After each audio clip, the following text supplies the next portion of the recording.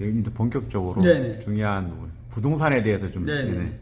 대표님께서는 이렇게 부동산 재테크도 많이 하고 계신 걸로 알고 있는데 저희가 이제 부동산 채널이라 그래 대표님 부동산과 실용 사주에 대한 연관성 또 매입을 많이 하셨는데 네. 그런 것 좀 얘기 좀 한번 해주세요. 일단 이렇게 생각하시면 됩니다. 나와 사람 간에도 궁합이라고 해서 맞는 게 있고 네. 또 충이라고 해서 맞지 않는 게 있어요. 그러니까 사람 간에도 이상하게 그냥 끌리는 사람이 있고 그렇죠? 그 사람은 나한테 잘못된 게 하나도 없는데 이상하게 그냥 싫은 사람이 있잖아요. 네. 에너지라는 게 그렇거든요. 부동산도 마찬가지입니다. 요즘에 또 많이 하는 뭐 이제 주식이나 코인이나 이런 모든 투자 그 아이템도 다 자기하고 맞는 게 있고 맞지 않는 게 있어요. 그러니까 우선 기본적으로 알아야 될 게 내가 부동산하고 맞느냐 안 맞느냐 이걸 우선 알아야 되는 게 첫째. 두 번째, 아무리 맞는다 손 치더라도 항상 보면 시절운이라는 게 있습니다. 그러니까 부동산을 사야 될 시기가 있고 아니면 팔아야 될 시기가 있고 네. 이게 내가 설사 부동산이 맞는다 손 치더라도 시기가 있는 겁니다. 그 시기를 자기가 나름대로 공부하다 보면 알 수가 있죠. 아, 이게 나하고 맞구나. 지금 이 시점에서는 내가 구입을 해야 되겠구나.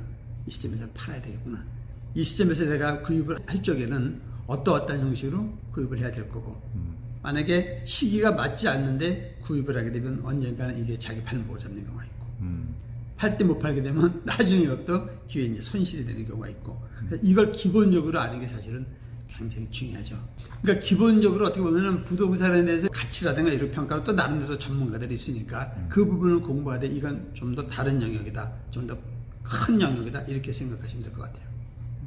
그러면 본인에 맞는 가령 뭐 토지가 맞거나 아파트가 맞거나 아니면 또 상가가 맞거나 뭐 이렇게 종류별로 자기한테 맞는 부분이 있다는 겁니까? 있는데 거기까지 하려면 좀 깊이 들어가야 돼요. 아, 네. 그럴 거고요. 그건 이제 아마추어가 할 수 있는 입장이 아니고, 이제 저 같은 사람이랑 이제 좀 친해지면 그런 부분까지 이제 시기라든가 이런 이제 상담을 해드릴 수가 있죠. 또 질문합니다. 네. 그러면 네. 부동산을 팔고 살고 시기는 네. 솔직히 경제 공부를 더 해야 되는 거 아닙니까? 경제 공부를 하고 그것도 또- 있지만, 예. 그거는 일반론이고, 예. 자기한테 맞는 시점이 있어요. 그러니까 요즘 같은 코로나 시대 때 보면 다들 어렵잖아요. 네. 그런데 요즘에 또 대박 치는 사람들이 있잖아요.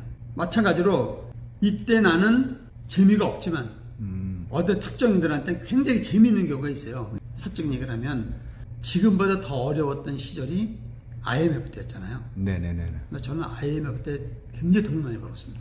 뭐 부자들 많이 돈 벌었다는 사람 많더라고요. 왜냐하면 저는 수출을 했었거든요. 네.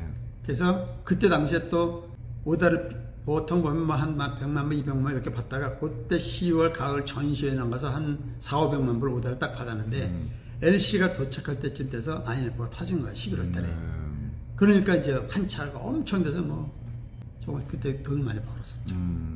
그런 거죠. 부동산이 지금 다쯤 보면 이제 부동산이 꺾일 거다 이런 얘기들을 많이 합니다. 지금. 네네 그렇습니다. 근데 지금 시점에 잘만 잡으면 굉장히 대박을 칠 수 있는 자기 운이 있어요. 그 운을 볼 수 있는 능력만 있다면 그것도 꽤 괜찮은 거죠. 볼 수 있느냐 없느냐 이제 그 문제는 이제 별개로 하더라도. 예, 그러면 신 대표님께서는 저한테 이제 부동산 매입한 리스트를 보여주셨는데 네. 그 매입할 때의 그 시기라든가 어떤 조건으로 시기가 맞느냐 예, 라는 거 하신 건가요? 대충 금액을 어느 정도로 써야 되느냐. 저 같은 경우는 이제 경매를 많이 했으니까 금액을 어느 정도로 써야 되느냐. 또 했을 때 금액 쓸 때는 어떤 숫자를 써야 되느냐. 디테일하게 들어가면 굉장히 깊이 들어갑니다. 그런 부분에 보면 성공 확률이 굉장히 높죠. 아, 방금 숫자 말씀하셨는데 대표님께서 그 숫자가 중요하다는 말씀을 하셨는데 네네. 물론 이제 보통 경매하시면 끝자릿수를 뭐 9자를 쓰거나 1자를 쓰거나 이렇게 하시는데 네. 그러면 그 숫자 부분 한번 말씀해 주세요. 이렇게 생각을 하시면 돼요. 이제 자주 공부를 하다 보면 맨 나중에 이제 그 하이라이트 부분 제 강의를 보면 거기 나오지만 이제 용신이라는 개념이 있어요. 용신이라는 게 뭐냐면 혹시 저 부적 써보신 적 있으세요? 저희 어머니께서 불교 쪽이시라 네. 그래서 가끔 이렇게 하잖아요. 예, 그 부적이라는 게 효염이 있을까요, 과연? 그냥 뭐 어머니께서 주시니까 같이 지갑에 넣고 다니고 있고 그렇잖아요. 뭐 이렇게 합니다. 예. 혹시 종교를 갖고 계세요? 전 무교입니다. 종교가 없죠. 예. 그 교회 다니는 분들한테 신이 있습니까? 물어보면 있다고 그러죠. 네네. 근데 교회 안 다니는 분한테 신이 있습니까? 여러분 모른다 그러고 뭐 없다고 하는 사람들이 있단 네, 말이에요. 네. 왜냐? 안 보이거든요. 네네. 근데 안 보인다는 거는 본인이 강하게 믿으면 있는 거예요. 신도 그렇고 희망도 그렇고 꿈도 그렇고 이런 형이사각적인 거. 근데 없다고 믿으면 없는 거죠. 용신이라는 건 뭐냐면 부장님 굉장히 건강해 보이시는데 혹시 어느 부분 특정 좀 안 좋은 데가 있나요? 어디 좀 약하다든가 이런 부분이? 그 운동을 하니까 뭐 무릎 쪽이 조금 그렇습니다. 그러면 어느 부분이 좀 약하다. 그러면 우리가 한약방에 가서 옛날에 보면 한약이라는 걸 저먹잖아요. 특히 이제 뭐 몸이 기운이 빠졌다든가 그러면 어르신들이 이제 한약을 줘준단 말이죠. 그건 왜냐면 몸의 화한 부분을 보충해 주기 위해서 우리가 한약이라는 걸 먹잖아요. 이건 형이학적인, 즉 눈에 보이는 에너지 쪽이에요, 몸. 그런데 형이상학적인, 그러니까 보이지 않는 부분에 그 기운을 우주로부터 보완해 주는 게 뭐냐면 용신 개념이고, 그리고 그게 이제 부적이라는 거죠. 그러면 그렇게 상징할 수 있는 게 숫자가 들어가는 거예요. 그래서 제가 이제 옛날에 한동안 이제 잘 나가다 좀 이제 어려움을 이제 겪었을 때가 있는데, 그때 우리 집사람이 이제 좀 점을 보고 온 거예요. 쉽게 해서 사주를 보고 온 거예요. 그분이 사주를 달라 그래서 제 사주를 보더니 비밀번호를 이렇게 바꿔라 그러더래요. 근데 저는 그때 집사람이 그 얘기를 하길래 누가 그런 쓸데없는 얘기를 하고 앉아있냐고, 말도 안 되는 소리 하지 말라고 그랬거든요. 공부하기 전에. 근데 나중에 제가 딱 공부하고 나서 보니까 이게 그 얘기구나. 그래서 좀 안 풀리고 그러다 보니까 그래도 이제 혹시 해갖고 이제 바꿨는데 이상하게 일이 좀 잘 풀리는 듯한 느낌이 들더라고요. 그게 바로 그때 당시에는 한 300만 원 줬다 그러는데 그게 바로 이제 용신 개념인 거예요. 그러니까 저는 오행 중에 수가 없습니다. 수에 해당하는 기운이 숫자가 1하고 6이거든요. 그래서 제 비밀번호는 지금도 1하고 6을 쓰는데 그때 이제 그거는 이제 300만 원을 받고 알려주신 거죠, 저한테. 그래서 어떤 부분에 있어서 제가 들어갈 때 이건 굉장히 좀 일반적으로 사람들이 어떻게 생각하냐면 저 역시 그랬고 항상 논리적이고 합리적이고 과학적인 게 맞다고만 생각하잖아요. 근데 이 세상사는 우리가 모르는 영역이 꽤 많습니다. 그 부분에 해당하는 부분, 이 부분이라고 생각을 하시면 되죠. 그래서 부동산하고 사주를 어떻게 접목시키면 좋겠습니까? 그러니까 아까도 말씀드렸지만 부동산을 내가 사야 되겠다 마음 먹으면 어느 지역이 나하고 맞느냐라는 거 봐야 되고, 그렇죠? 하다못해 예를 들어서 아파트를 하나 산다고 치게 되면 나하고 맞는 동이 있고 맞는 호수가 있어요. 그러니까 같은 조건이라면 예를 들어서 1, 2, 3, 4, 5, 5까지만 있다고 칩시다. 그러면 가격이니 모든 조건이 같다고 쳤었을 때 나하고 맞는 동이 있는 거예요. 그러면 그 동을 내가 선택을 하면 되는 거고, 층도 마찬가지로 1층부터 30층까지 있다고 치면 그 중에서 나하고 맞는 층이 있고 나하고 맞지 않는 층이 있어요. 이게 합하고 층이란 말이죠. 그러니까 굉장히 천하의 미인이라도 나하고 맞지 않는 인연이 있을 거 아닙니까? 똑같은 거죠. 그거를 볼 수 있는 방법은 굉장히 다양하고 많아요. 그러면 선택의 기로에 섰을 때 실용 사주를 통해서 그거를 이제 확인할 수 있다 말씀이신가요? 그게 뭐냐면 우리가 태어나서부터 죽을 때까지 일생이 이렇게 쭉 있잖아요. 그 일생에 보면 우리가 보통 얘기하는 대운이라는 게 있어요. 대운이라는 말 혹시 들어보셨어요? 대운. 말은 들어봤습니다. 그게 어떤 의미일 것 같아요? 그건 운 아닙니까? 느낌상 좋다. 그죠? 부정적인 운 아니잖아요. 야, 올해가 내가 대운 들어온다 이런 얘기를 많이 하잖아요.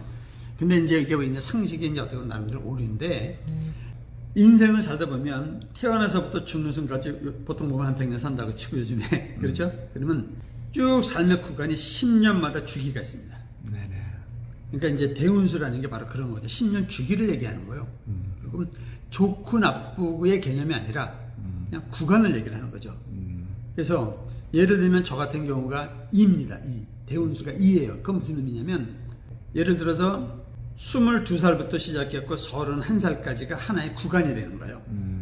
그 다음에 32살부터 시작해갖고 41살까지가 또 하나 새로운 10년 구간이 되는 거죠. 이게 이제 10년 대운이라고 얘기를 하거든요. 그러면 그 대운 바로 전에 30일, 40일, 50일, 60일 이렇게 대운수 바로 전에를 우리가 9수다 이렇게 얘기를 하는 겁니다. 그러니까 그래. 9수 그러면 그건 난 나쁜 거래 이렇게 보통 많이 인식을 하잖아요. 그건 우주 전체의 개념이고 각자의 9수는 다 달라요. 또 대운수도 나름대로 다 다른 거죠. 그래서 10년 대운을 이렇게 놓고 보면 나하고 맞는 구간이 있어요.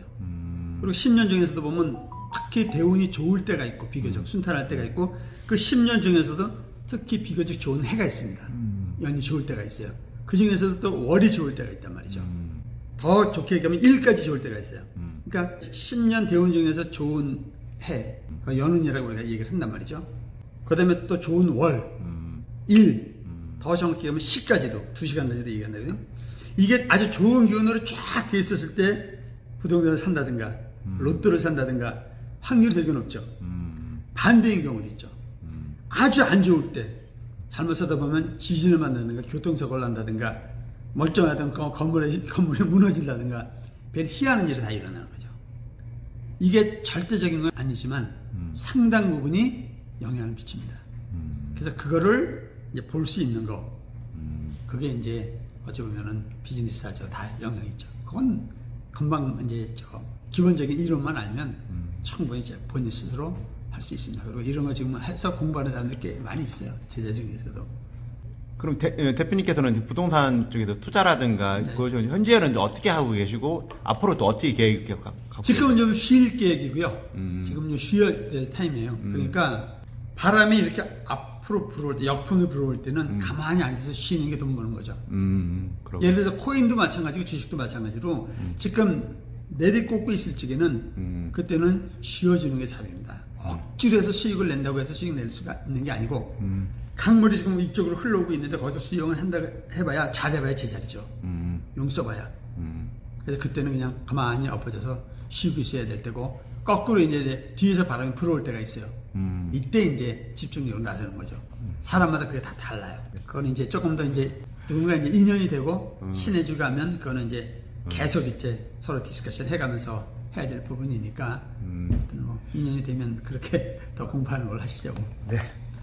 예, 매진말로 현재 좀 어려움을 겪고 있거나 또 미래에 대한 불확실성을 고민하는 우리 젊은 사람들 또 어려운 분들을 위해서 우리 대표님께서 좀 조언 좀 부탁드릴게요. 이건 이제 예. 제가 개인적인 상담을 하거나 아니면 강의할 때도 맨 마지막 부분에 꼭 이제 제가 이 말을 합니다. 그건 저의 경험이기도 하고요. 제가 가장 어려웠을 때 이제 제가 들었던 조언이기도 한데 중국 속담에 보면 동방불양 서방량 이런 속담이 있습니다. 이게 뭐냐면 동쪽이 어두우면 서쪽이 밝다 이런 뜻입니다. 이게 의미하고 똑같죠.